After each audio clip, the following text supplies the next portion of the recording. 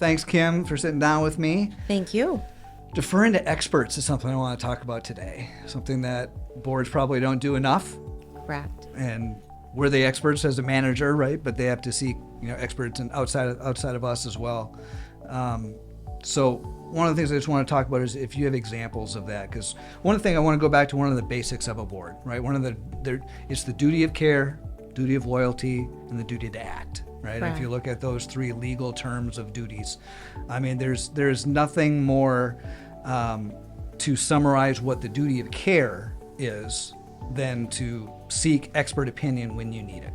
Right. So this is something I want to talk about. Do you have any examples or any experience of when a board really needed to just dive into seeking counsel or seeking expertise of some trade?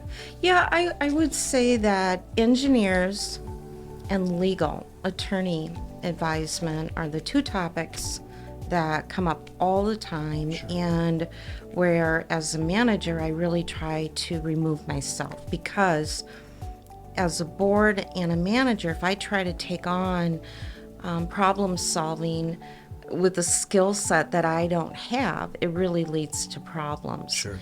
It's also a conflict of interest oftentimes for a board, because if you're looking at, let's just say, water intrusion, and as a board you have maybe a basic understanding that could lead to a really significant project, and then you're in a meeting and you're talking about your own finances or Bob's finances, Right. who's your best friend. Sure. That becomes problematic, and there's some liability in that. Yeah. In addition, if I'm a manager or I'm a CPA, I know nothing about Minnesota statutes and Kiowa and laws that govern our associations, and I know nothing about water infiltration and building envelopes and how to make those repairs. So there is really no greater service that you can provide your members by utilizing talent and expertise and industry respected experts to help get you through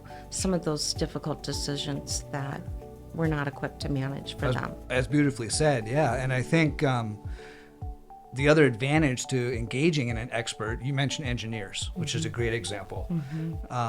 You can talk to the trades all day long. You can talk to a roofer about some water drainage issues. You can talk to siding people about why it might be warping here or there, or why the building is settling here or there. But they're not the engineers that can Correct. study a soil sample. Correct. That understand the flow and the volume of water. They might know how to fix it, but they don't understand the real cause of it.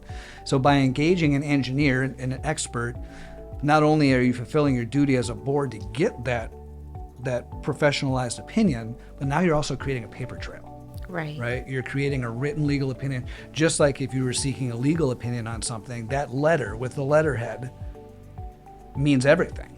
Right? You have documentation, because boards change, managers change. But if you have that professional expertise opinion on file, if you will, that's so valuable, right? Well, and oftentimes part of your responsibility is mitigation of risk, Sure. right? And so you might have a contractor who has done this project in their sleep. They Sure. do it so often, and they might know exactly every step we need to take to resolve a construction issue. But it doesn't mean that they know everything and that they consider everything. Sure. It doesn't mean that is a fiduciary commitment to the client, Right. which most contractors don't have. They do have statutory warranties, but they're not a fiduciary of the board, of the association, whereas Great point. an engineer is. There's a duty of care, the knowledge, the expertise, and an obligation to provide documentation and observations and engineering reports that satisfy kind of our basic minimum standards. Sure. And then in addition to that, you could easily build out a spec with the contractor and maybe bypass some of the engineering steps required, but you still absolutely need that sign off, and most often the city's going to require it anyways. Good point. Excellent point. So it really is